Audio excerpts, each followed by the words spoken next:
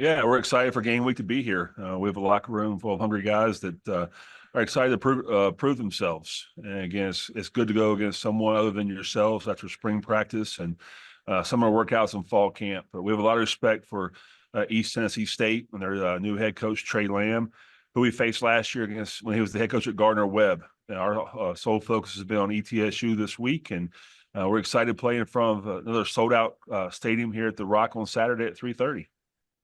Thank you, Coach. Appreciate that. And to our members of the media, if you have a question, please go to reactions and raise your hand. We'll be happy to call on you. I'll just give it 1 second here to populate here, Coach. All right, Sam, please go ahead. Coach Clark, you mentioned the sellouts, and obviously a number of games for this season already announced as sellouts for App State, including your home opener here against ETSU. What does it mean to have that type of support from the local community in Boone? And whether it's, we've seen sellouts on Tuesday nights, Wednesday nights, Thursday nights in Boone, no matter the day of the week or who the opponent is, your fans show up. What does that mean for you guys as a program? I think it speaks volumes for the brand of App State now that we have. And again, we have very passionate fans that show up week in and week out, no matter what. And it's great in recruiting. Like you mentioned, we saw weekday games, weekend games, and 3 of the 6 right now are completely sold out. Probably within the next week or two, all 6 will be completely sold out. So it's always great to play in front of those kind of crowds in your own stadium. And again, I just can't thank our fans enough for what they do for our program. And then, Coach, could you talk a little bit about just the history of the relationship against ETSU? You guys have played several times in the past, some history between your two programs, and obviously get to play them again this week. Yeah, it's their old rivalries from the Southern Conference days back in the 80s and 90s. And those were always great football games. Again, you're talking an hour and 20 minutes from Boone to Johnson City, and then had great teams in the past, and they have. Coach Lamb coming back right now, they'll have great teams in the future. And again, he's a great football coach. He's really has a great offensive mind. Their defense is unique in some ways. It gives you a lot of issues going back and looking at last year's tape, but just a great game. Again, you go back in the 90s, this was always one of the bigger games as both fan bases could travel. So again, we're looking forward to getting back on the schedule. We'll head over to Mike. I saw your hand going up and down, so I just want to make sure I called on you if you had a question. Yeah, I'm having trouble getting my hands to stay up for some reason. Morning, Coach. Little bit out of right field, but a year ago, I heard a lot of coaches worried about tampering, guys getting lured into the portal who weren't there. This offseason, and talking to coaches, it feels like guys are almost resigned to the fact that that's the reality, and all you can do is kind of keep your own players as happy as you can. I was curious if you've seen a shift in the mindset in terms of tampering with guys who are not yet in the portal. I really haven't thought much about it since the first year. Like I said, the first year stung because again, you invest in these kids, you recruit these kids in their homes, and their parents, and we want what's best for them, and we're going to do what's best for our program. But again, anyone who leaves our program, wish them the best. And sometimes you can get better that way, but bringing someone from the portal. So every year is I call it, it's a 12-round fight, and you just got to stay in the fight for the following year. But I think the one thing we do is we treat our players the right way, treat them with respect, and do things the right way. So I know we don't have as many as some that go into the portal, and that's the new age we live in right now. Thank you. Thanks, Mike. We'll go over to Luke. Hey, Coach. What's the biggest area of growth you saw on your team over the last few weeks during fall camp? I think it goes back to when we came back in January, and we really put an emphasis on the little things.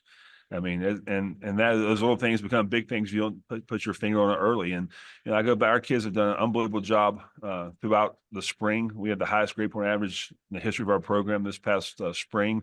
No one missed one workout during the summer workouts, and we're just doing the small things better. And I think going to year 5 as a head coach, you see things from a different perspective now, from a 1,000-foot view. And again, I can't compliment our players enough for the way they've handled things this past 6 months. All right. Thank you, Luke. And seeing nothing else, Coach, thank you very much. Appreciate your time today. Thank you. Yeah, it's been a great fall camp. One that we got a chance to get to know a lot of new players, and we're excited. I think the players are ready to play somebody finally. That's great. Thank you, Coach. So, reminder to our members of the media, if you go to reactions, raise your hand. We'll be happy to call on you up. We'll start off with Mike Barber. Mike. Morning, Coach. I'm curious. This is again a little out of left field, but a year ago, people asked about tampering in the portal, guys getting lured into the portal who were not intending to go there originally, and a lot of coaches were frustrated with that. When I talk to guys this offseason, it almost feels like they are resigned to this is the way it is, and all you can do is hope your players are happy. And kind of, what is your approach and your take on how people have kind of adjusted to that part of things? Yeah, Mike, it's you're right. I mean, it's there's nothing you can do. I think I think we talked about this a little bit last year. I brought up it's trying to control something that's uncontrollable. Like you just can't. And so what you got to do is you got to learn how to best manage it with how you can, which is your players, your staff, your culture, obviously some money, right, to try to keep some players happy.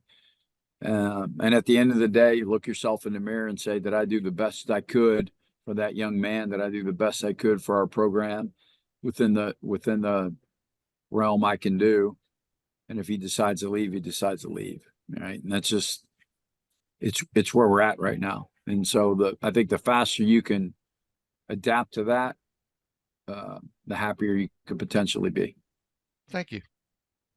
All right, let's go over to Joe. Joe, please go ahead. Hey, Coach. Good afternoon. Jacksonville State this week, as far as preparing for their offense, what do you guys have to keep in mind, and what are some of the things that you're looking at in practice here? Yeah, I mean, they're a good football team. They play really fast on offense. Gerad does a great job. We felt a little bit of that last year, so we've been practicing hard on being able to handle the tempo, right? The tempo of the game, and I think our guys have done that. I think our defense has a good plan. I think they worked really hard in terms of preparing for that. I think our scout team guys did a good job. So we'll see. I mean, that's going to be a big part. I think adjusting to, they hired a new defensive coordinator. We're not really sure what they're going to do. So I think adjusting to what they do early offensively will be a big key for us as well. And last one from me on the quarterback side for you guys. If you addressed this already with your local guys, I apologize, but who's starting for you all this week? Well, it's been close battle, been very tough. I feel like Ethan has an advantage. We still got a couple of days yet. I don't know that I'll definitely make a public announcement of who that person's going to be. If people want to know who it is, turn our game on or go to it, one or the other. But he's had an advantage because he knows the system. Noah's had a really good fall camp. They're neck and neck, both of them. Tad Hudson's done a really good job, and so is DJ Moore. I think our offensive staff and our team feels really comfortable that no matter who we put in the game, we feel confident in that player. And I think each game could present its own unique situations and circumstances. You might see two or three of them. Thank you. All right, we'll go over to Luke. Luke, please go ahead. Yeah, Coach, you were talking about the quarterbacks, and you're not unique in the fact that you haven't named a starter yet. Is there, is there kind of a competitive advantage to there where if you roll out week one, you're still not sure who the guy is, that you can see multiple looks and still get some real game film on all of those guys? That's part of the goal, right? At the end of the day, our football team had a pretty big transition from last year's players to this year's players. There's 66 new players. 44 arrived in the summer, so didn't go through spring ball. So there's been an evaluation period for us in fall. We've seen them. We've got an opportunity to assess them, to evaluate them, to get a feel of what they're going to do in the course of a game, but we really don't know. We're really not going to know until everybody's off on the side, the referees are out there, the lights are on, the crowd's screaming, and they got to play. And so you see guys rise when that happens, and you see guys not rise when that happens. And so that's one thing I think as a coaching staff, we have to be able to realize that potentially could take place. And so at the end of the day, the players that are going to be able to execute in those environments and those situations are going to be the guys that are going to play. All right, we'll go over to Sam. Sam, please go ahead.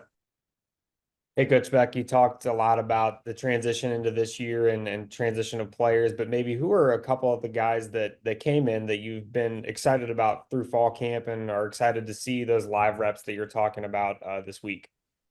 Yeah, there's been quite a few defensively. Sawyer Gorman Welsh, he's a transfer from University of Texas as a defensive lineman. Had a really good fall camp. Really like what he's been doing. We've got a lot of D linemen: DeMonte Diggs, Najon Barber, Cohen Fuller, Trey Swanigan, quite a few guys. Eve Diawar. I mean, there's been quite a few defensive linemen that have shown athleticism and quickness and twitchiness, which I really like. Besides Wilwitz and Manny, the guys that have been in our program, right? So I've been pleased there. I really like our safeties, AJ Williams from Wake Forest and Zamarian Gordon from Southern Cal. Two really good players. I've had really good fall camps. Feel very confident with those guys at safety, besides Tobias Fletcher and Abe Tamani, who started every game for us last year. So feel good about that. Some corners, Christian Conyer from Tennessee, and he's done a really good job. Zach Cody, a freshman, has had a really good fall camp for us. Jalen Hampton, another transfer, junior college player. Defensively, those have been the guys. Offensively, been really pleased. Christian Washington at running back has had a really good fall camp. Kane Barong's back at tight end after his knee injury. Looks really good. Had an excellent camp. And then obviously at wide receiver, we've had a plethora of guys. Trey Taylor as a slot receiver, Cam Wright at wide as a split end, Malik from Penn State. Malik's had a really good camp. Seneca's had a really good camp. So we got a lot of new guys. I'm excited to get out there and let them see them play and do their thing. And then last question for me, Coach, but obviously I think, folks on the call around the league are probably a little more familiar with Ethan, but what has Noah done in fall camp as a guy who came in, who started 4 or 5 games at an A5 school last year and now is kind of transitioning into your system here at Coastal? Yeah, what he's been behind is just learning the system, right? Some of the trust factor. We know what Noah can do in the course of a ball game because Noah's played in ball games. He's won ball games. He protects the football. And those are all really high on my list, to be able to do. But he's got great spatial awareness, throws the ball well. He's got good feet. He understands offense. He understands defense. He's definitely made it a very challenging fall camp for both those guys. And, the one thing I'll say is having some of this depth, having some of these guys come in, this competition has really helped our football team every day, knowing that they had to come and practice really hard because guys are hungry and they're fighting for jobs and playing time. And so I saw a big difference in that this year. All right. Thank you, Sam. And thank you, Coach. Appreciate your time. You got it. See you, Chad. Absolutely. Excited to be here, excited to be the head coach at ULM. I think we've had a solid fall camp. We're excited about this opening matchup this Thursday at 6 versus Jackson State. Got a lot of unknowns, got a lot of guys we think that are ready, but ready to put them under the lights and really see where we're at. Thank you, Coach. As a reminder for members of the media, if you have a question, just go into reactions and raise your hand. Be more than happy to call on you. We'll start off with Luke Creasy. Luke, please go ahead. Hey, Coach, I know we talked down in New Orleans at media days about just the eagerness to get back out there on the field and to kind of prove people wrong. Did you see that kind of mentality carry through fall camp like you thought you might? I did, and I think it grew as the days went. Obviously, we know it's some hot, muggy, warm days, and we fought through it. I felt like we were willing and embracing to fight through it and finish. I think our mentality has grown. We still got a ways to go, but I do believe that this team's toughness and mentality has grown tremendously, and we've got to continue that climb. And then last one for me. Obviously you guys play Thursday. Does that mean you get Saturday to watch football, or what's your plan for an early Saturday off in this season? We're going to come in Friday, and obviously we'll watch the film and get treatment and eat breakfast and lunch. And they'll all be gone at lunch. They'll be off at lunch. We'll fast forward to the next game and get a head start because they play also on Thursday night. Saturday, our players will be off, and our coaches will be off, and we'll get to work Sunday. So yes, we will be watching college football this Saturday. All right, thank you, Luke. We'll jump over to Joe. Joe, please go ahead. Hey, Coach. First off season as the head coach in the books, what was the most encouraging part of the last 8-9 months for you? I think really just seeing this town and this community and former players and alumni and guys that haven't necessarily been involved starting to rally around this program and really this university. And, I've seen it grow. I've really seen it grow the last couple months. And, together and united, we've got to have the mentality that this is our town. This is our university. It's up to us to bring this program back, not 1, 2, 3, 4 people. It's going to be all of us. And I'm seeing a lot of the town, a lot of people come together, and it's a big step in where we've got to get this town, community, players, university coaches, really just everybody together in the entire athletic program. And as far as Jackson State, maybe what are 1 or 2 things that you and your staff have kept in mind in preparing for what you're going to see this week? We know that 2 years ago they won 10 games. Last year they won 7. They're used to winning. They're talented. They've got a lot of speed, a lot of athleticism. They're coached extremely well. We understand this is a good football team coming to Monroe Thursday night, and we understand these guys can change the game in one play, and we've got to play at a high level. We've got to do a tremendous job with ball security. We can't make mental, pre-snap errors. We've got to play clean in a lot of departments and be able to, overcome adversity early. This group really, truly hasn't been in for the first time. How we handle adversity and the momentum swings, we've got to stay neutral, and we've just got to stay steady throughout the game. And that's probably, until you're in it, you really don't know. So we're looking forward to getting in it. Thank you. All right, we'll jump over to Sam. Sam, please go ahead.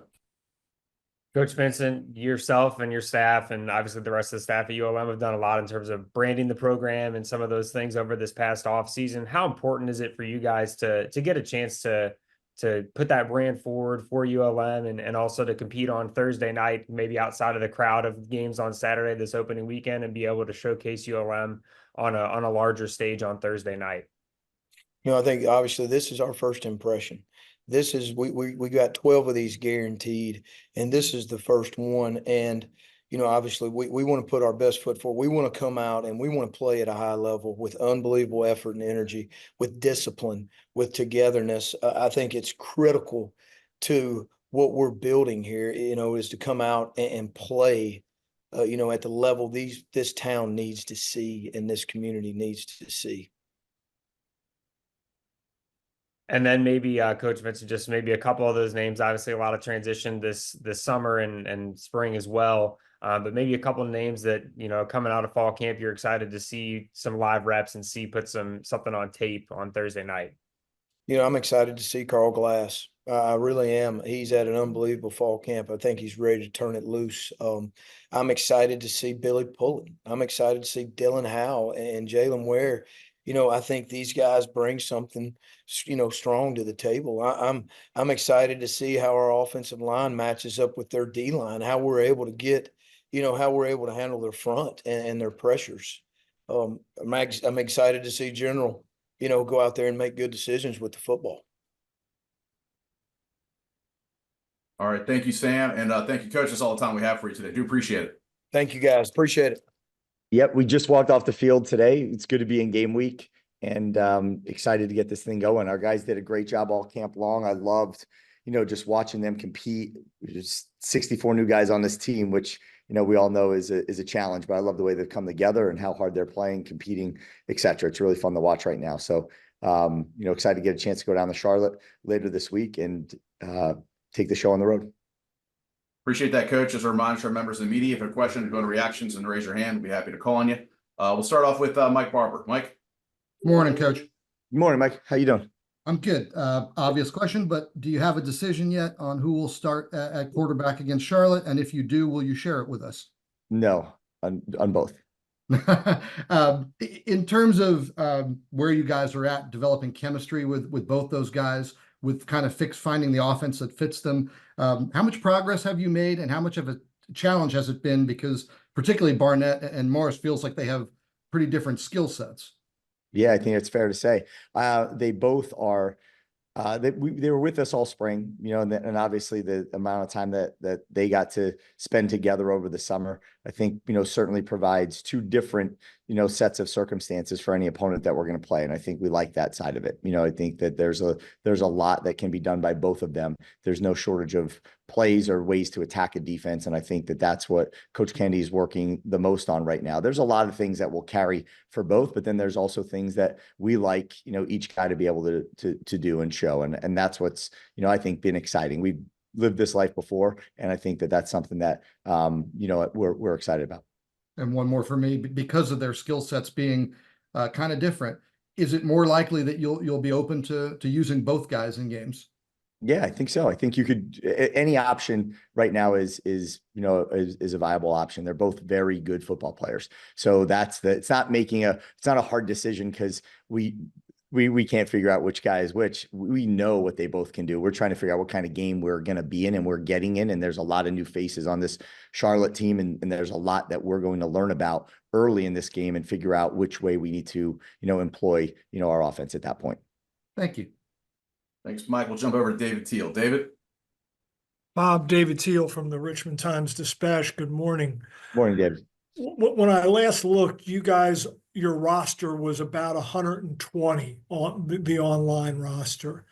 Have you, in your mind, started to think about what 105 might look like if the House settlement is indeed approved? Yes, and those are some tough, challenging conversations that you have to have in the immediate future. If that happens shortly and we're rolling that out for next year, it's a tough one. But as far as it's tough for the guys that are currently on the team that may not be able to be there. But as far as what it looks like on a day-to-day, I've lived that life before with 100 and we've found ways to do it. And there's more of an NFL model when it comes to practice that you have to get involved in. But yeah, I think it's a twofold question really, because you're talking about those initial conversations to get it to 105. And then what's it like to live at 105 when you're used to living at 120, maybe a little more than that. And I think that those are two, one that I have a lot of experience in, and the other one that is just a challenge for every coach in America when you're talking about 15 guys no longer being on your team. That's not that's not what we all got in this for, obviously. And have you and Matt talked about how many of those 105 might be on scholarship? Yeah, we have not, there's not a definitive answer at this moment, but there's many conversations about we're fully funded at this moment. Do we continue to go that direction and just what that looks like overall? But that's a little bit above me, but ultimately we've had conversations of what that would look like. Understood. Thank you. Yes. Thank you, David. We'll jump over to Jarvis Heron. Jarvis. Hey, Coach. Good morning. I know you were pretty adamant during camp about getting the guys ready for the season while also doing it safely. Were you successful in doing that? Are you pretty pleased with the health of the roster while also going into game week? Yeah, very pleased. Very pleased.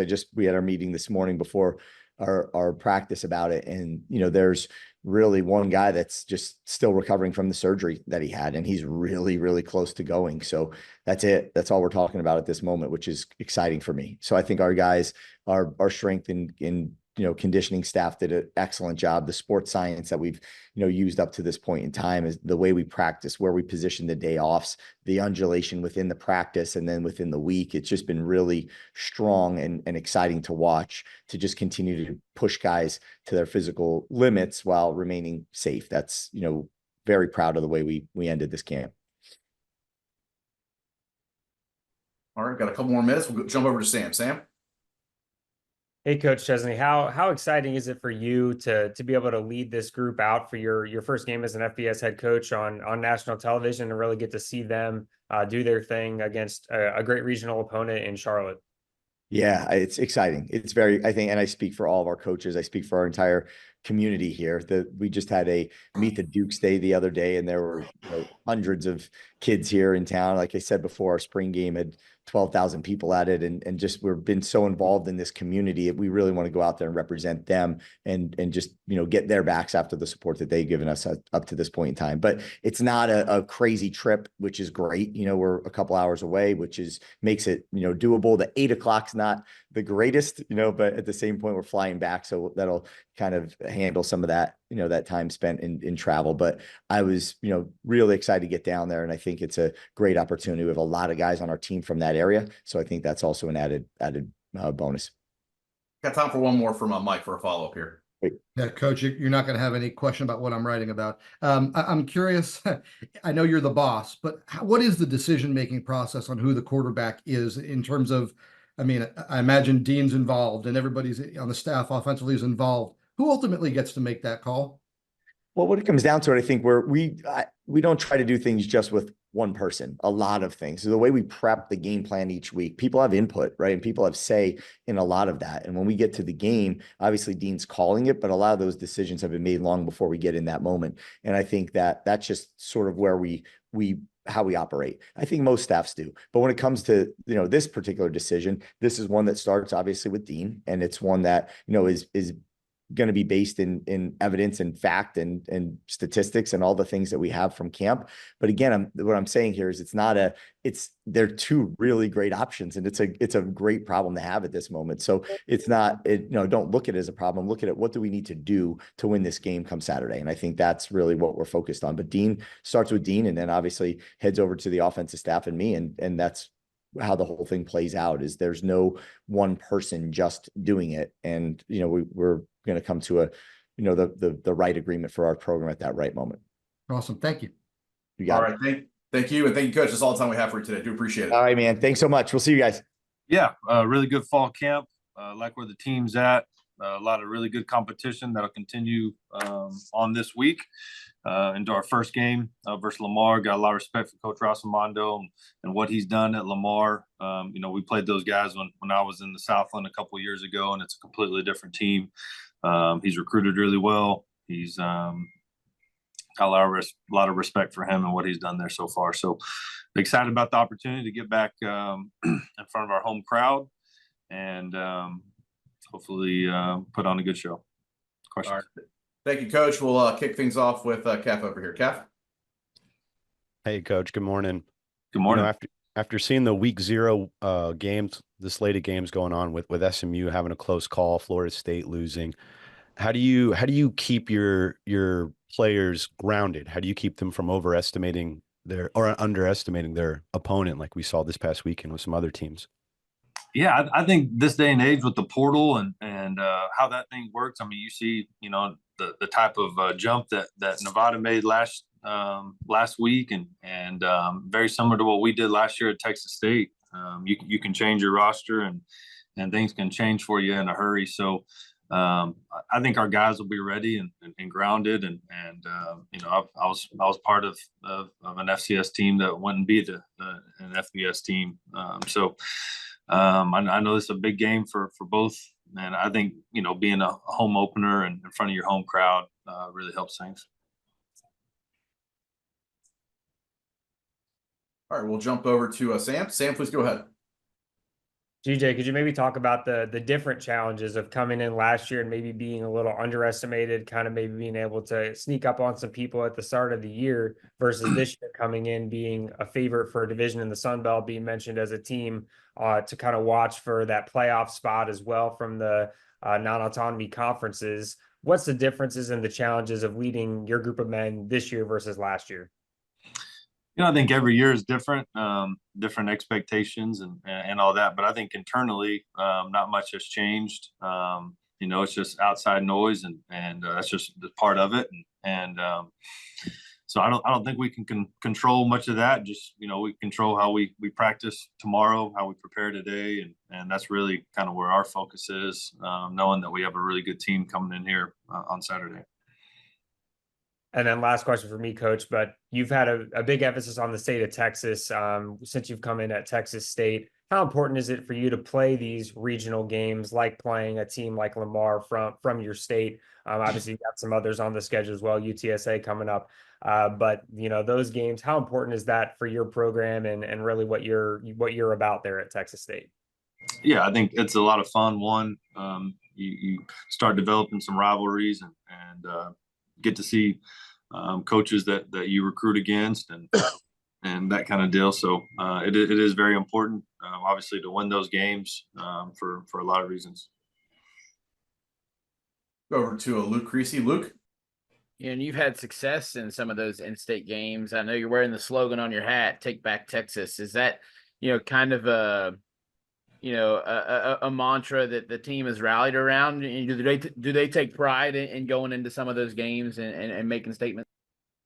Yeah, I think so. I think, when we started off, it was more of a recruiting kind of slogan deal that they were trying to use to kind of get back in the Texas high schools and that kind of deal. But, I do think, especially with the in-state opponents that we played last year and had some success with, that it has kind of taken a life of its own. And I think our players do get excited. I think they get excited about every game, but especially any kind of in-state, just a lot of these guys will know guys on the other team, next couple of weeks. And that's always exciting for them. Last one for me, and it's kind of off the wall. A lot of Sunbelt alumni on NFL rosters right now. It's, about time to cut those rosters back to 53. I know you've been a part of, the NFL and had to deal with some of that. Just how big of a week is this for former college players,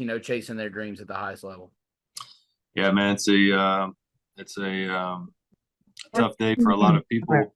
And, all your dreams and everything you've worked for your whole life can change in one phone call from that GM, tell you to come bring your playbook, your iPad now and meet with you. And a lot of guys that they can, hop on a practice squad or have some workouts this next couple of weeks. So biggest thing is, don't lose hope and keep fighting the dream and keep chasing it. And I think if you can play, they'll find you. And I think I don't remember how many times I was cut. You can look it up, Kev, but probably 6-7 times. So just keep going. And I think now with all the other leagues and the spring leagues that they have, man, that's an awesome, situation for some of these guys to go get some film. So keep chasing it and it'll work out for you if you can play. And so it's a tough day though for a lot of these guys. Thank you, Coach. All right, we got one more from Kev. Kev? All right, if he's not going to unmute, then that will wrap us up. So, Coach, I appreciate the time. Thank you very much for joining us. That's all the time we have for you today. All right, thanks. We completed camp on Saturday. Thought our kids were very enthused, showed a lot of passion. Thought we closed a lot of ground from a learning standpoint and just implementing what we're going to do in all three phases of the game. Fairly healthy, had a couple of injuries that were unfortunate, but that's part of football. Really excited about our opener here in the city of Atlanta going against Georgia Tech. It's a great opportunity for our team, our conference to kind of show what we can do. And I'm just very eager to see our guys play their first game. And I think they're eager to do so because we hadn't had a chance to go against a different color. So very excited, and Georgia Tech is going to propose a lot of problems for us from a line of scrimmage standpoint. But I think our guys are going to be really well prepared, and we're going to give it our best shot. Appreciate that, Coach. Our first questions come from Stan Autry. Stan? Hey, Dell. What is playing someone like Georgia Tech, especially considering what they did over the weekend, do for visibility of your program and what you're trying to get done there? Georgia Tech did an outstanding job this weekend, ending a streak against top 10 opponents. So it poses a great challenge for our guys, but it also builds a lot of excitement for our players. We've had this one marked on our calendar since the schedule came out and since I've been hired. So our kids are very enthused and really looking forward to the opportunity to represent the city of Atlanta. It's a 15-minute bus ride to Georgia Tech. So I think it'll be a great opportunity for our kids to play in an environment that is pretty electric based on what Georgia Tech did on Saturday. So we're expecting a packed house. And like I said prior, just want to see where our guys kind of stand and see how we improve from our week 2 scrimmage to our game against Georgia Tech. Yeah, you mentioned that. Is there anything in particular that you're especially anxious or eager to see from your guys? Well, I just want to see the fundamentals, technique, the coaching that we've placed in our kids to see it come to fruition. You always want to see how the game plan unfolds and see how our guys adjust to the ebbs and flows of football games, to find out what our identity is going to be in all 3 phases. And I'm just looking forward to us getting a chance to go against someone else other than ourselves. Thanks. We'll jump over to E. Marcel. Please go ahead. Yeah, Coach, thanks for joining us. E. Marcel, Sports Inquirer. How big of an advantage or maybe even disadvantage was it that Georgia Tech already played a contest and now you're facing them in your first matchup? I don't see it as a disadvantage for us, and I don't see it as an advantage for Georgia Tech. They did get the first game out of the way. It was definitely cooler in Ireland than it's going to be on Saturday night, so both teams will have to prepare for the heat and humidity of the South. I think it gave us an opportunity to see Georgia Tech live. You can see that they're well coached. They have an outstanding offensive line. They got great skilled players. Had a freshman All-American in Singleton. Jamal Haynes, the running back, is an outstanding player that converted from receivers to running back, but he doesn't run like a receiver. He runs like a 225-pound running back. And then, of course, the quarterback makes everything go. I know Coach Buster Faulkner very well, worked with him for 3 years. He does a tremendous job of putting a lot of pressure on the defense, and with the quarterback run game, run fits, and the plays they do, they can play with tempo and they're going to shift in motion. So we got to be dialed in on our adjustments on that side of the ball. And we got to play a sound game and complementary football from an offense perspective. And I just want to see our guys basically just play. I want them to have fun, enjoy the atmosphere, and just take what we've practiced into a game setting. You mentioned, just real quickly, you mentioned offense. Has a decision been made at starting quarterback position, or will there be potential for a rotation of guys in this Georgia Tech matchup? There's always potential for rotation. We're still deviating up the game plan, so to speak. So could see 4 guys, could see 1 guy. I'm not sure yet.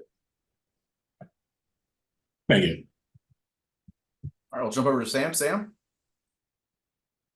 Coach McGee, as somebody that's built your career in the state of Georgia, how exciting is it for you to have this first game as a head coach in Atlanta, in the state of Georgia, and be able to, have those probably folks that have been around you be there and experience that with you? Well, I've been excited ever since I've been hired. So it's been like Christmas for me every single day. Extremely blessed to be in this position. Very humbled to be in this position. And we expect a lot of fans on our side to be in the presence at the game, and I think that they will pack the house. Like I said, it's a big victory for Georgia Tech, and they bring a lot of excitement to this game. And like I said, we're only 15 minutes apart, so a lot of our players will know their players and vice versa.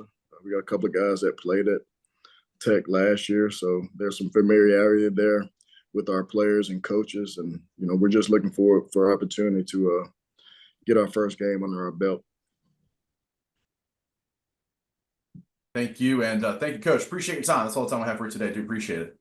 All right. Thanks. All right. Thank you.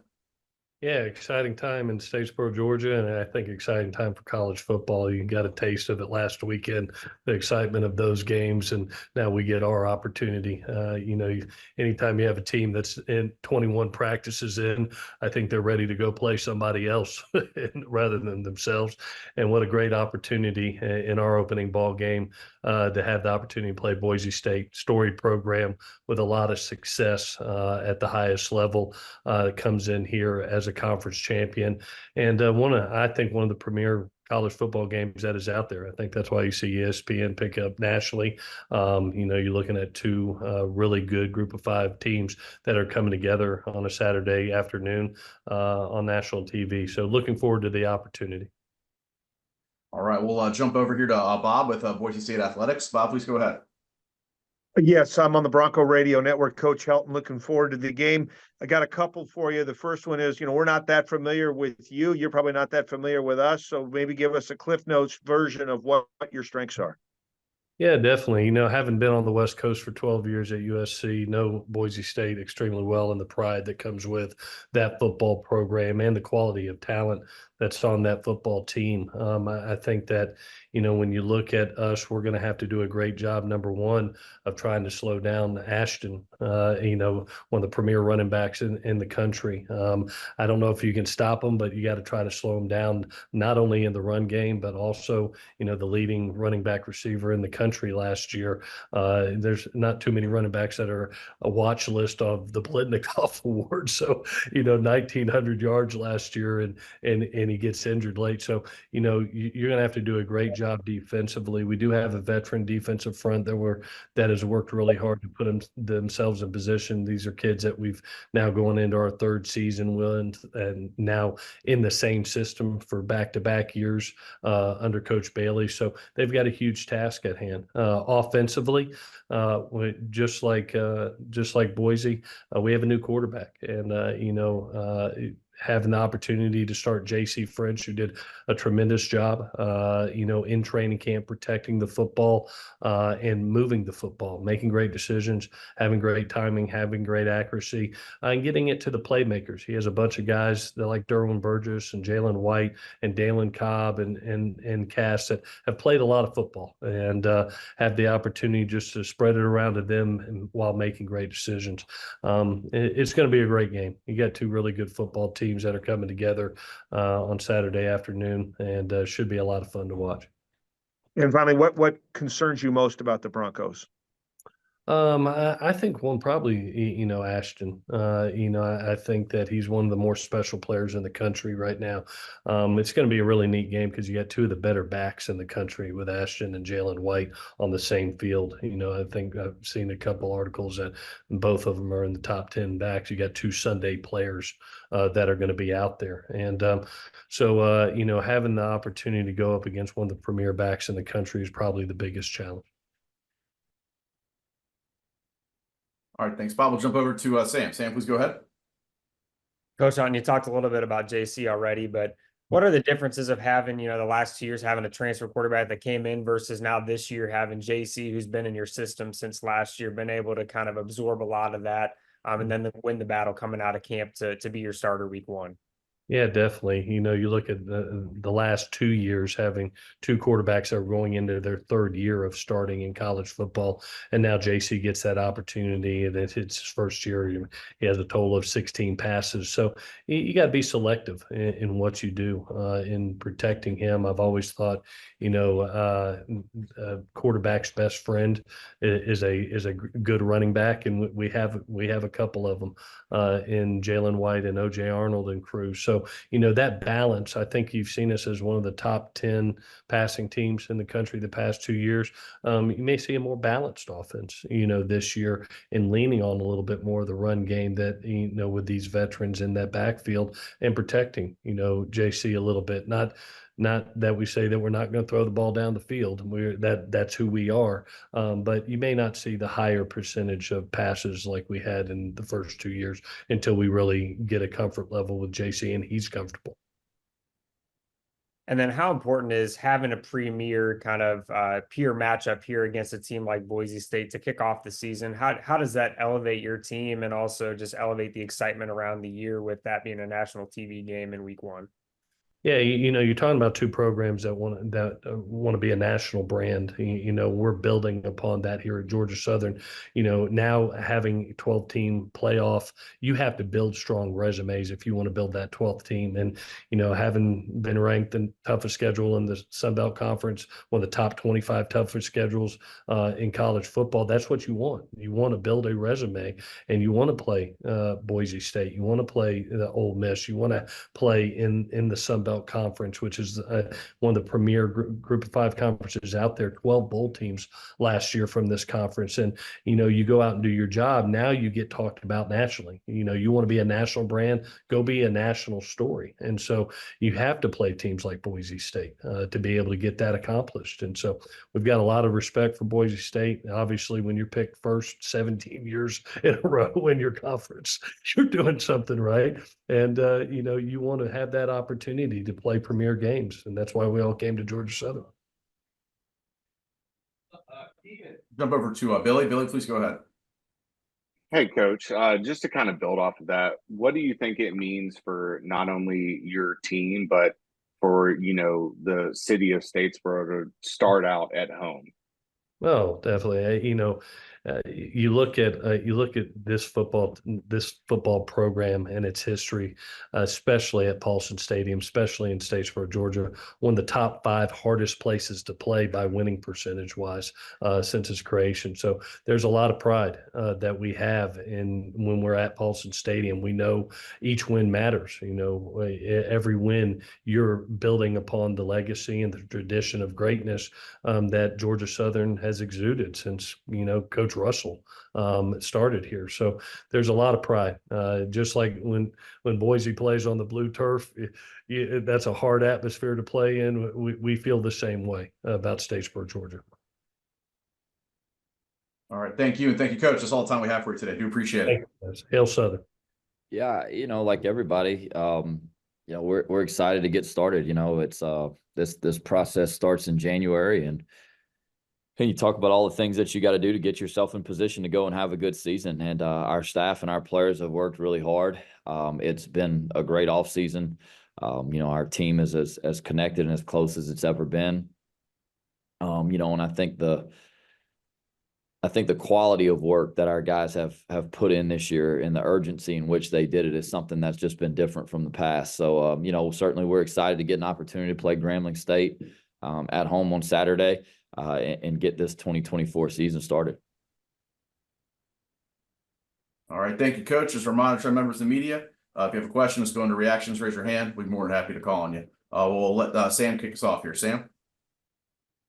Hey, Coach, how important is it to play these types of, regional or in-state matchups to kind of, get your fan base excited, kick off the season on a great note with the excitement around, an in-state game like Grambling for you guys?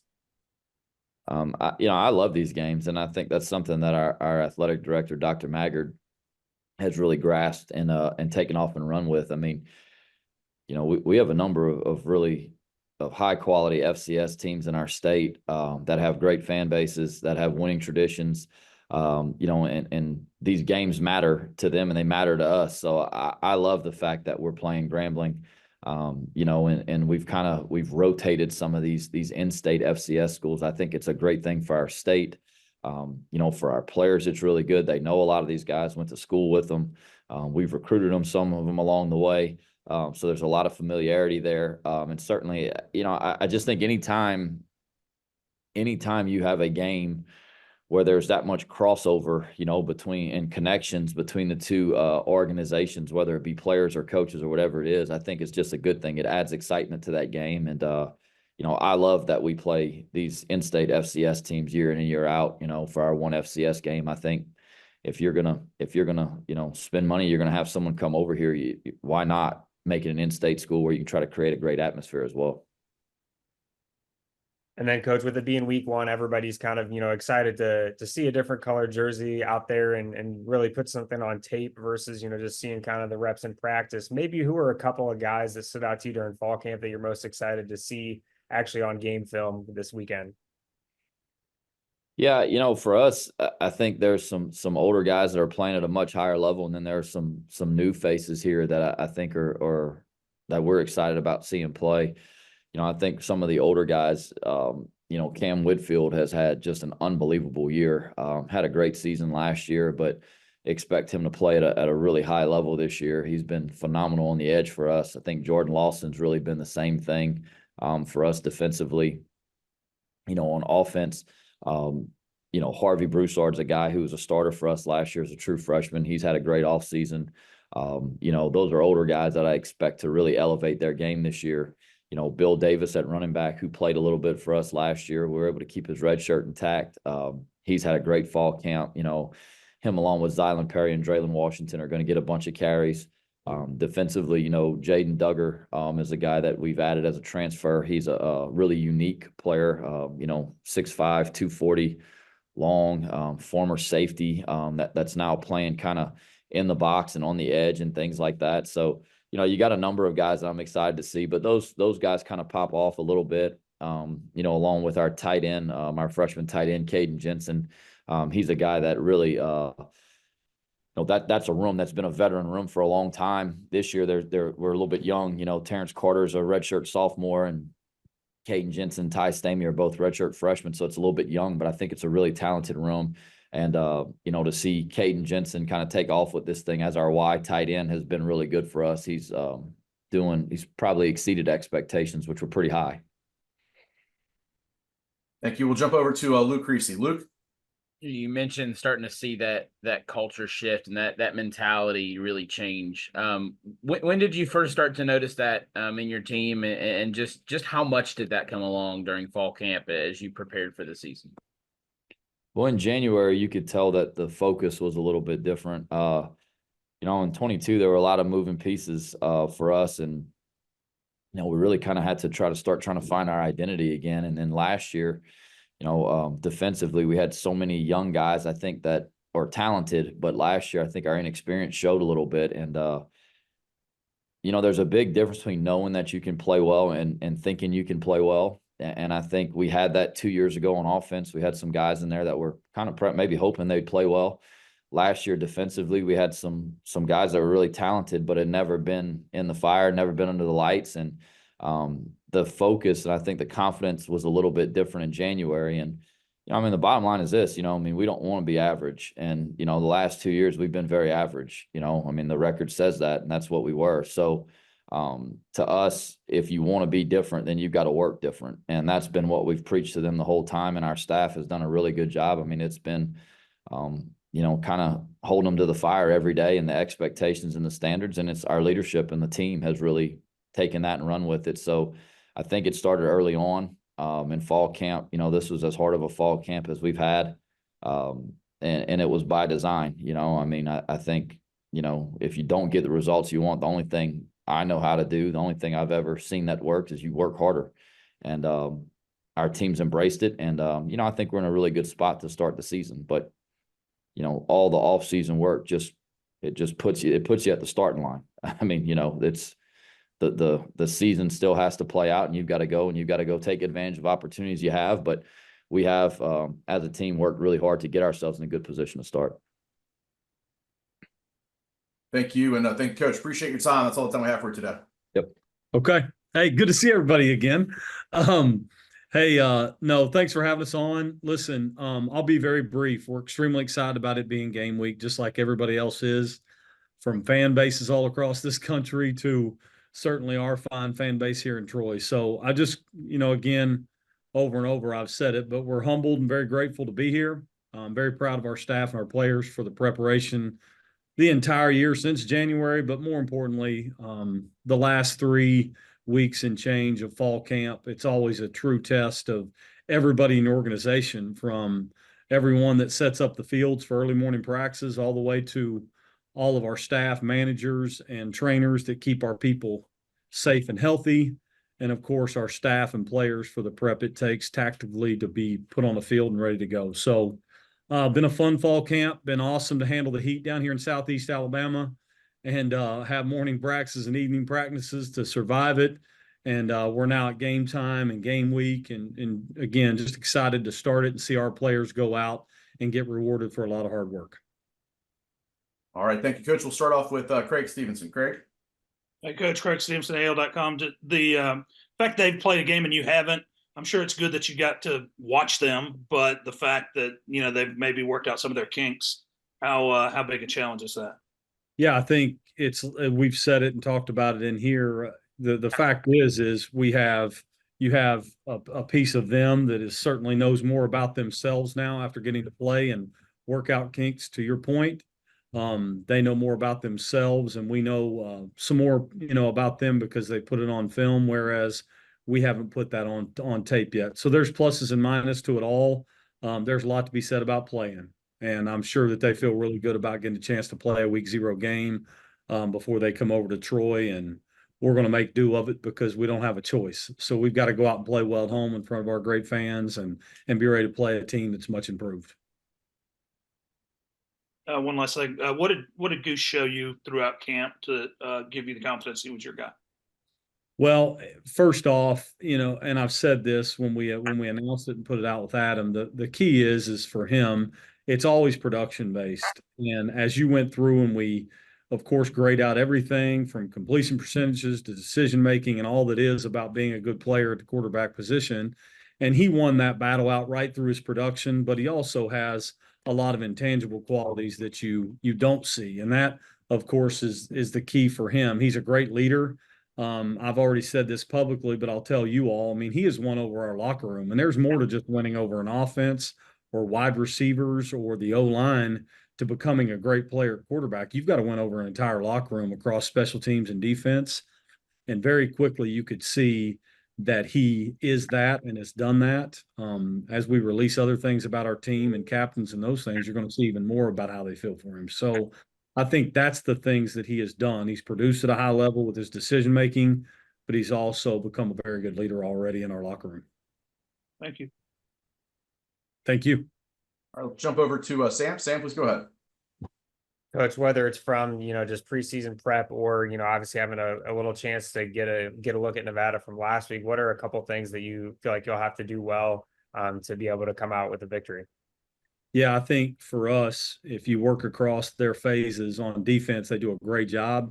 They're led by Coach Choate, who's obviously a defensive background his entire career, and you can see that. They were very intentional about how they approached it. They've improved their roster across every position group, offense, defense, and special teams. They've done a great job there.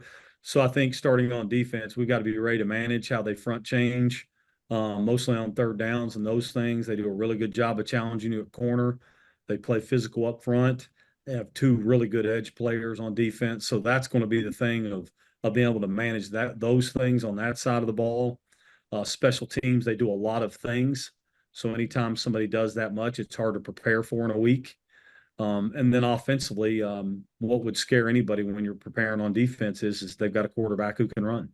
So we have to manage a very good athlete and very good player at quarterback. They have great players at running back. They have 2 wideouts that showed up and made huge plays, and they managed the game very well and didn't turn the football over. So I know that's a lengthy answer, but there's things across the board that show why they played at such a high level and was in that game the other night. And then, Coach, we've touched on Goose already, but did you guys have any, pre-existing relationship from when you both were at West Virginia? And then if so, like, what have you seen growth in him from, obviously being a freshman in 2021, being redshirted at West Virginia versus now winning the starting job at Troy going into the 2024 season? Yeah, it's honestly a pretty wild story. I mean, I was there with him and began a really good relationship with him before I left. And Reagan was there with him as well, our offensive coordinator. And so it's pretty unique that we would have this situation happen where he goes back prior to us going 2 different stops and then meeting him again. I think having that relationship just made things happen faster for him as far as what the expectations would be, or maybe even our personalities, because you didn't have much to draw on with other players. So it was a unique situation. I think for his growth, to your point of the second piece of it, the question, I think more than anything, just what happens to each of us, you hope, if you're around the right environment and doing the right things. His preparation, he's come out of his shell a lot. You can tell he's been in college a little bit. He's grown up and been around a lot of different people and experienced a college environment and been on campus a while. So he's more outgoing. He does a really good job of putting himself out there and leading the right way, but yet not forcing it, you know? So there's just a lot there in growth and him just maturing and growing up in time on college campus. Thank you. And thank you, Coach. Do appreciate your time today. Absolutely. Thank you all. Yeah, excited to start the season, like I'm sure everybody's saying today. And we got a tremendous opponent going up to Kentucky, SEC team that's won a lot of bowl games over the last few years and got a lot of length on defense, really good up front. Phenomenal kickoff return team, probably the best kickoff return guy I've ever coached against. I coached against Tyreek Hill. So really good opponent to start the season off. We're excited about this year. From the moment we got here, we were excited to build this program back, and we like our roster and looking forward to it. So with that, I'll open it up. All right, thank you, Coach. We'll start off with Heath. Hey, Coach. Good morning. Wanted to ask you, now that you're done with camp, what position group on offense, and if you can say on defense, has been the most outstanding to you, as most, I guess, you're most excited about going into Kentucky?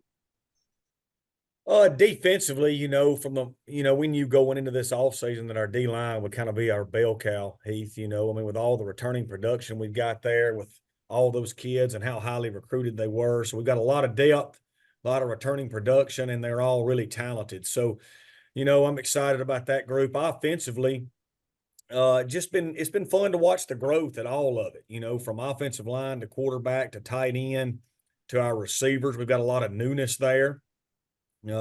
Obviously we lost a great running back last year, but we're excited about what we've recruited in that room. So we're a little more unproven on that side of the ball, but we've recruited well and excited to watch all those kids play.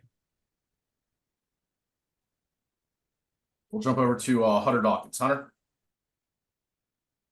Coach, good morning.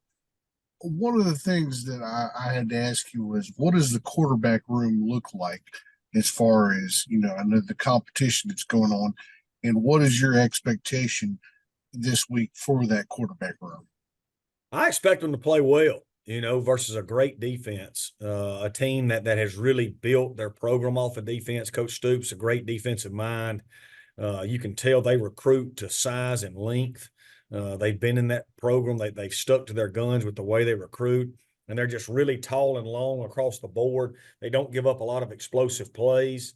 But I expect our quarterbacks to play well. They're talented. We recruited them. They're in a great scheme. So I expect they'll play well this week, and I expect that they'll get better and better as the season goes on.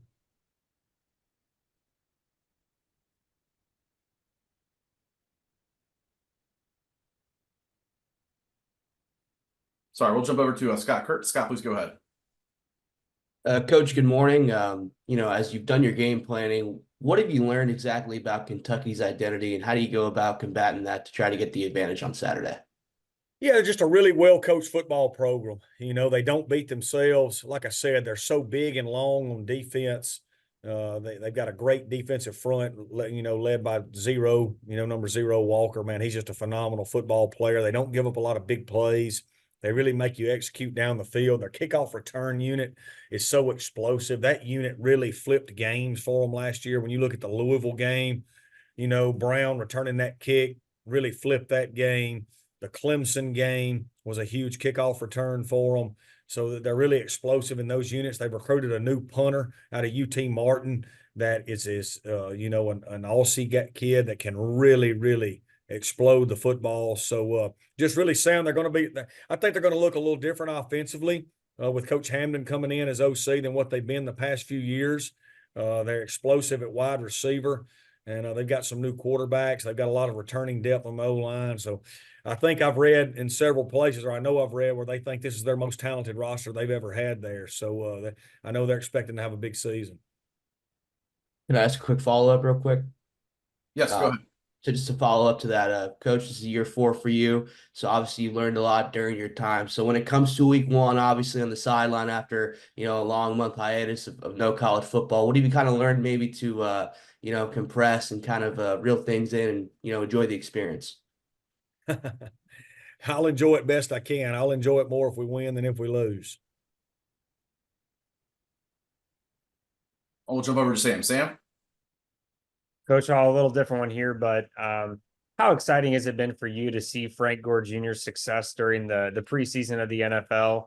Obviously going undrafted, but really putting on a show for the Bills so far during preseason. And what does it mean for your program to have guys like Frank Gore Jr. and others represent the Southern Miss at the next level? Yeah, I texted with Frank yesterday and again this morning. We're excited about his success. I think we've had 4 kids last year that were undrafted free agents make rosters. We expect to have a few again this year. And I think it just goes to show, we sell in recruiting that we run pro-style schemes in all phases. And when those kids get there, they're going to be prepared for that terminology and for that transition. And I think you've been able to see that, through the last several years. With our undrafted free agents, we've had a high number of them make final rosters because of that transition, and then they're really good players.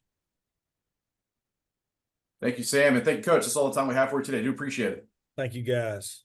Yeah, so first of all, I think just like everyone across college football, excited to get into game week. It's been a long training camp. Always the first games are the games of the unknown. There's a lot of uncertainty. There's a lot of unknown in terms of your opponent with new schemes, now with the transfer portal, all the different things that go into that. But, also with our team, how's our team going to respond? What's our leadership like? What's our resiliency? What's our toughness like with all that goes into it? And then I think overall in the first game is, can we make the routine plays routinely? I think that's a big thing.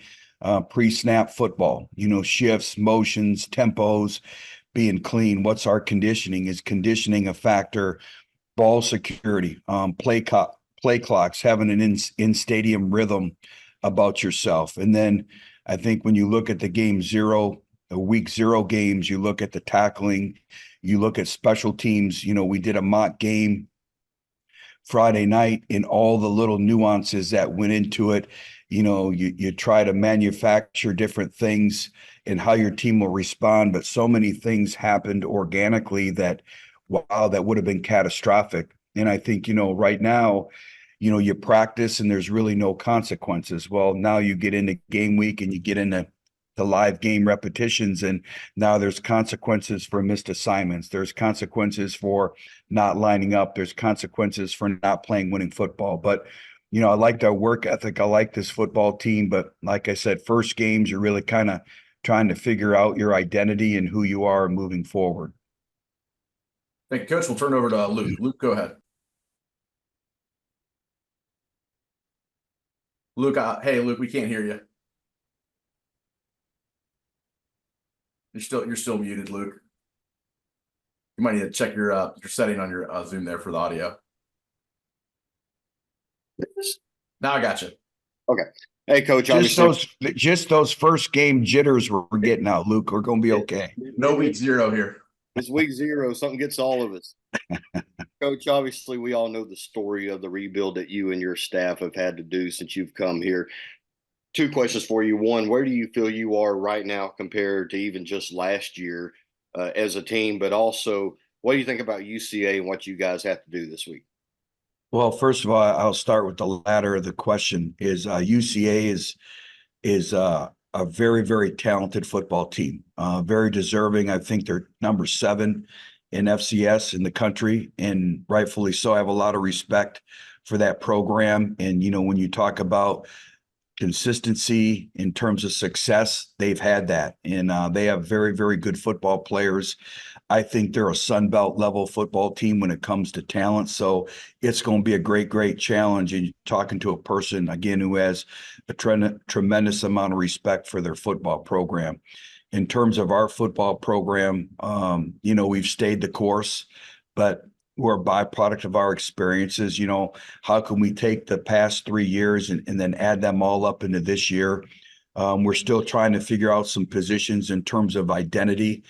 We have a lot of players who have played football, but we also have a lot of players who haven't played football for Arkansas State. So how do we come together as our team? What's our connectivity? do we understand the fundamentals and details? We talk about playing to a standard, and you harp on that in practice, you coach it on every snap. But now all of a sudden, what happens on game day when these games are for real? We don't have any preseason games.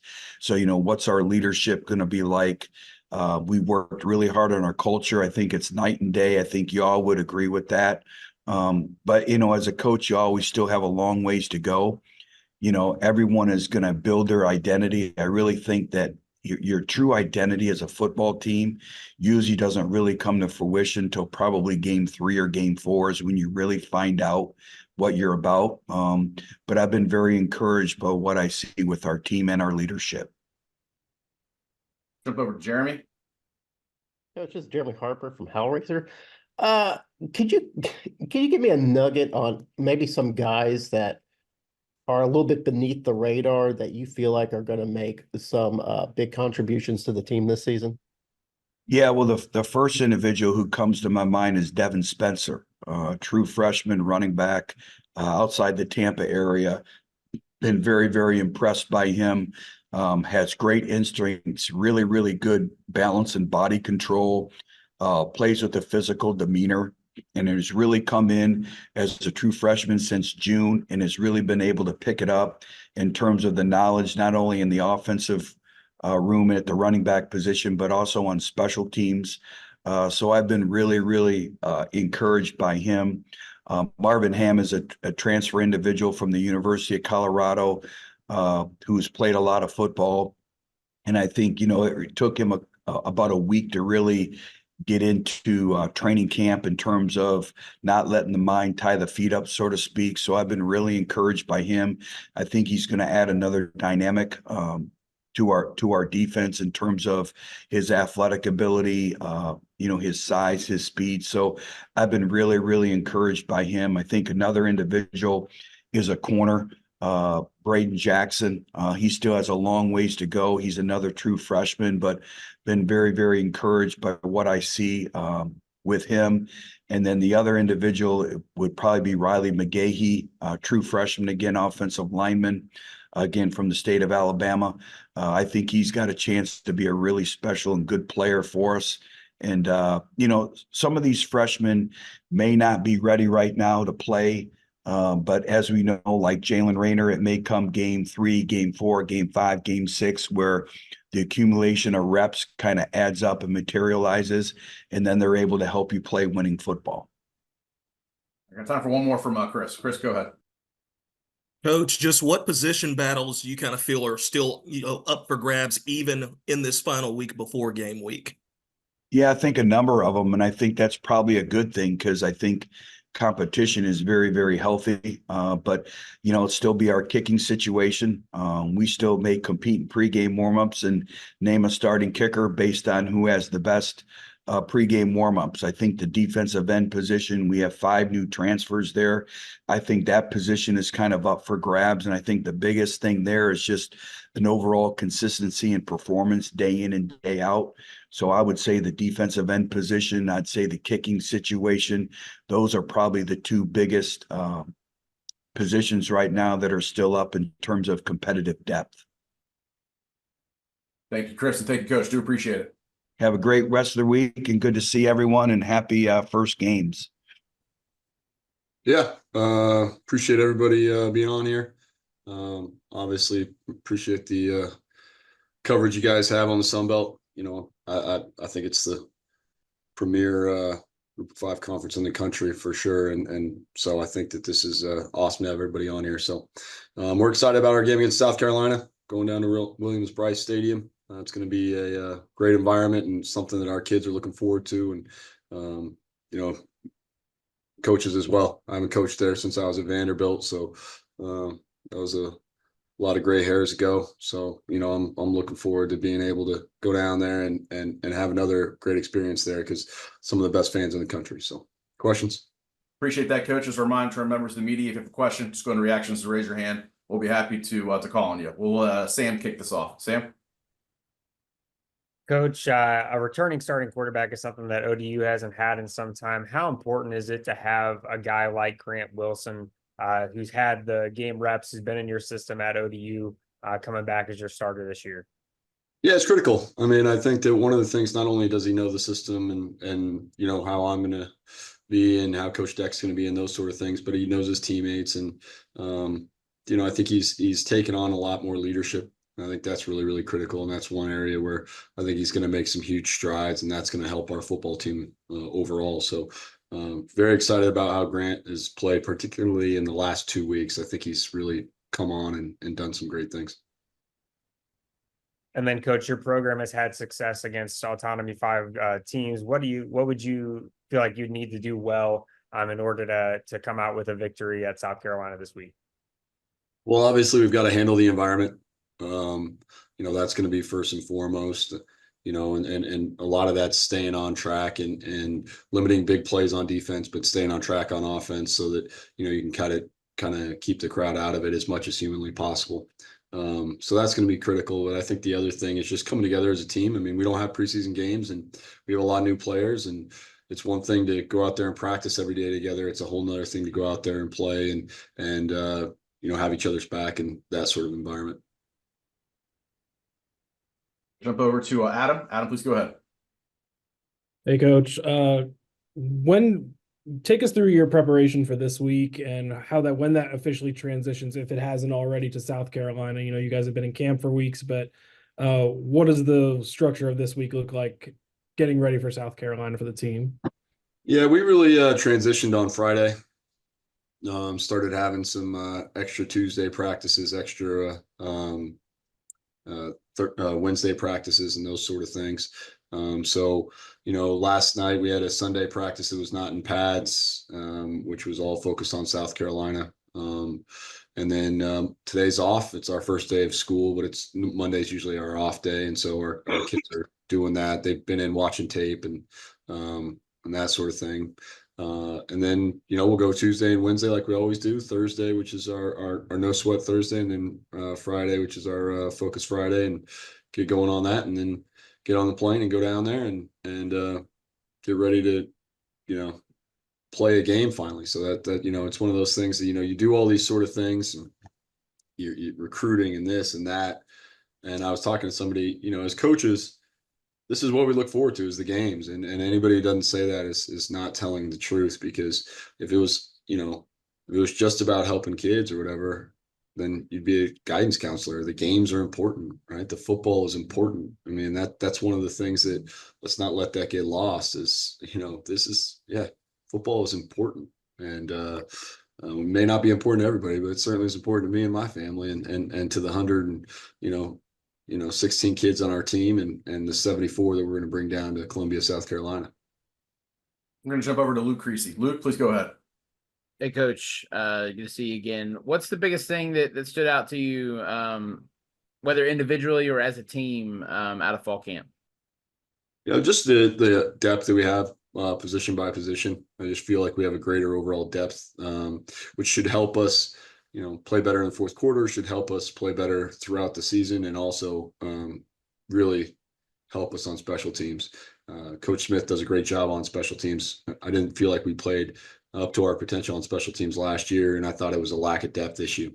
Coach Smith has done a great job of going through and really drilling some things that's going to allow more guys to play and play better on special teams. So I think that's probably been the other thing that I've seen.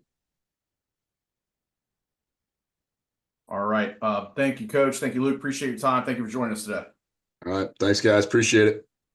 Yeah, I'm obviously excited to be back.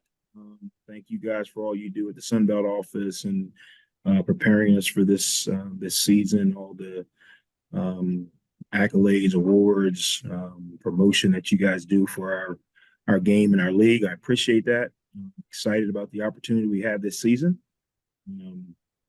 It's been a different season for us. I feel like this team has done a lot this summer that we may have not have done over the past summers. I'm not just talking about process. I'm talking about the coming together, the connectivity. I think we're in a really good spot. Obviously, now we got to go out and perform on Saturdays and see where we really are. Appreciate that, Coach. Just a reminder to our members of the media, if you could just mute your line until we call on you to ask a question. And again, if you have a question, just jump in your actions, raise your hand. We'll be happy to call on you. We'll let Luke Creasy kick us off here. Luke, please go ahead. Hey, Coach, good to see you again. Not going to ask you to name any starters, but where are some key positions where you're still having some battles for for the one spots across the field? Yeah, and I know this is going to sound very cliche, and oh, he doesn't want to tip his hand, but there's a lot. You got to realize some of these guys didn't get here till June. And to truly say you're evaluating, we got 40 new players, and half of them, if not more than half, didn't get here till June. To truly say you can evaluate in 3 months, we've only been in pads for 3 weeks. This is probably one of the shorter summer camps that we've had, obviously, with the way the season rolls out. But to say you can really evaluate a guy in 3 weeks in pads is tough. I didn't know these guys as freshmen, so I don't know, where they've developed from. You got to give them, a couple of weeks to learn the system and learn the verbiage, and then you got to let them be themselves in the system. So there are a lot. Obviously, at quarterback, I don't know what we're going to do, to be completely honest, because we've got 3 guys who they all have really, really great days. They all have days where we're like, okay, well, here's a leader, and the next day or the next drill, this guy comes along. I think it's a good thing. Honestly, if I was a receiver right now, I'd probably be outside right now and just like getting ready for practice, because the depth at that position is really good. Our D line is back to the type of depth that we've had in the past, where, and I told the guys, I don't know who's going to run out there first, but we're going to have a lot of people get an opportunity to play. And then there's some guys who, obviously we think they're going to be in positions, but we're still trying to figure this thing out. And it's not a negative or a, hide the cards close to your vest. It's honestly, truly trying to evaluate, okay, we know we have X number of guys who can play, who runs out there first. A lot of it's going to be predicated on situational, right? We're starting to get in some true game planning. Okay, we're starting the season in 11 personnel. Is it 10 personnel? Is it 12 personnel? That'll dictate kind of who runs out there first.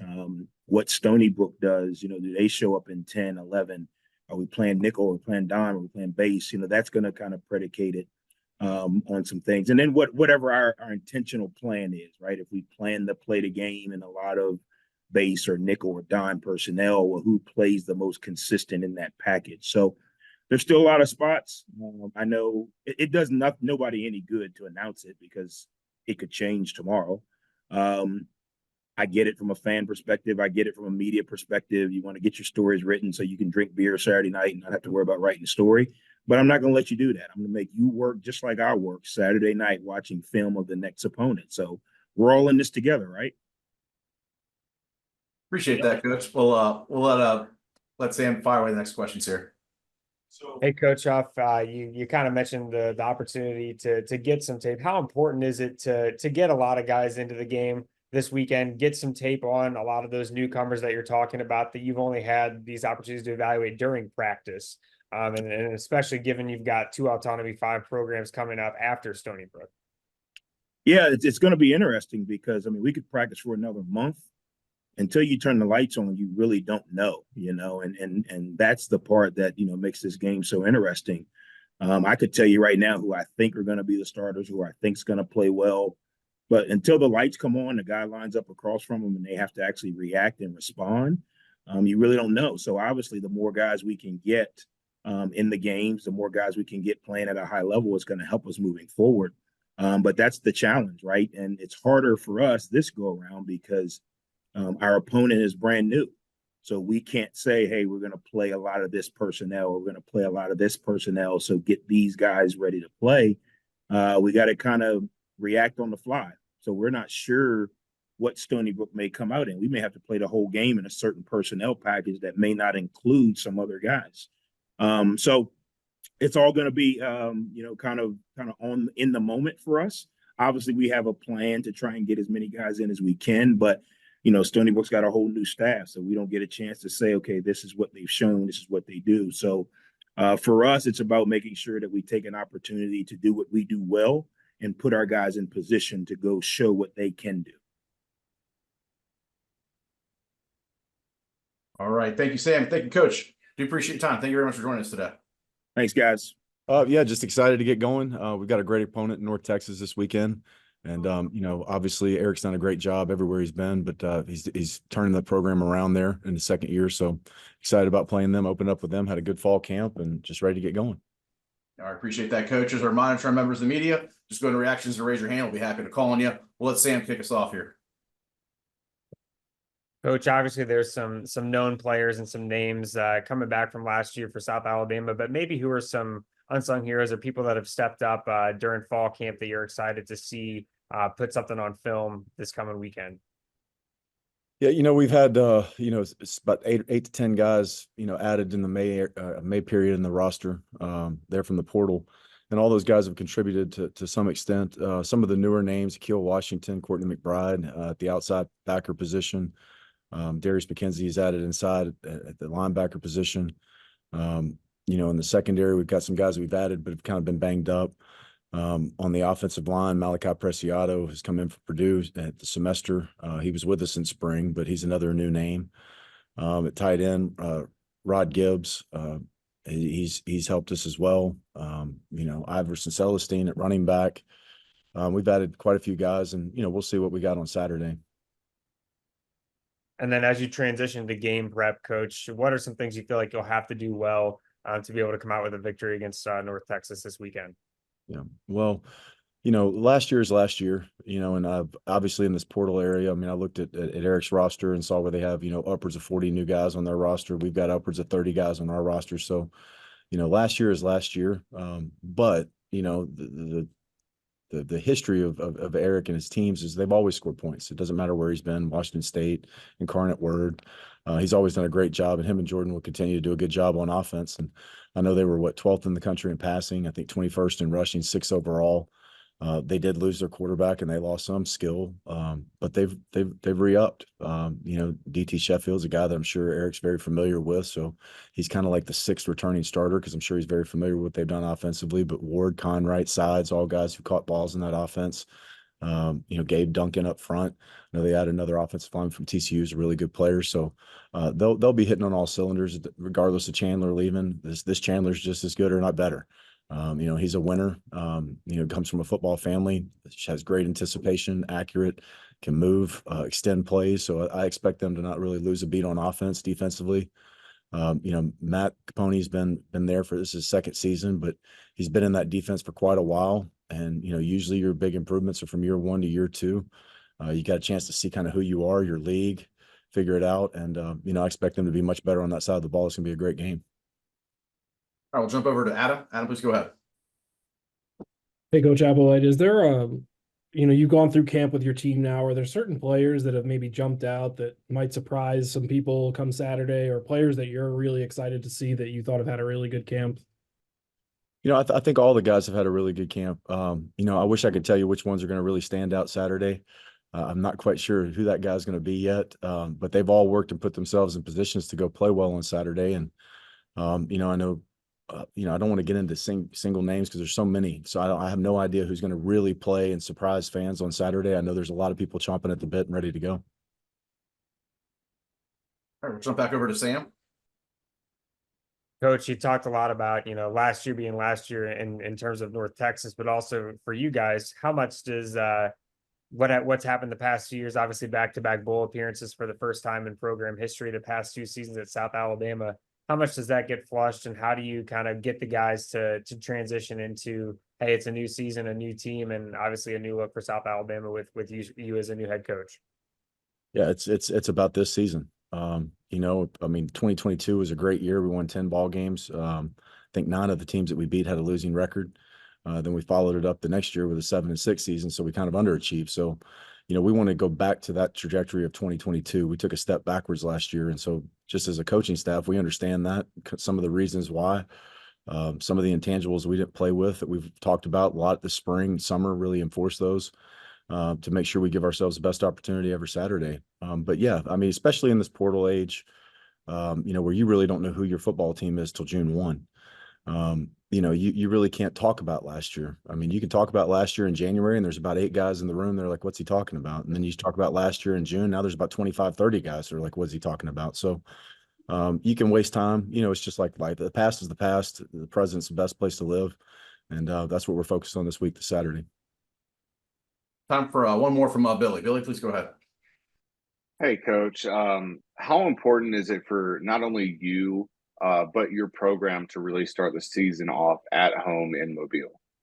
Well, that's huge. I mean, just to be able to play in front of our home crowd, that's what it's about. That's kind of our slogan in terms of our city. And we want to put on a good show. It's nothing more than that. We want to go out and put on a good showing, win the ball game.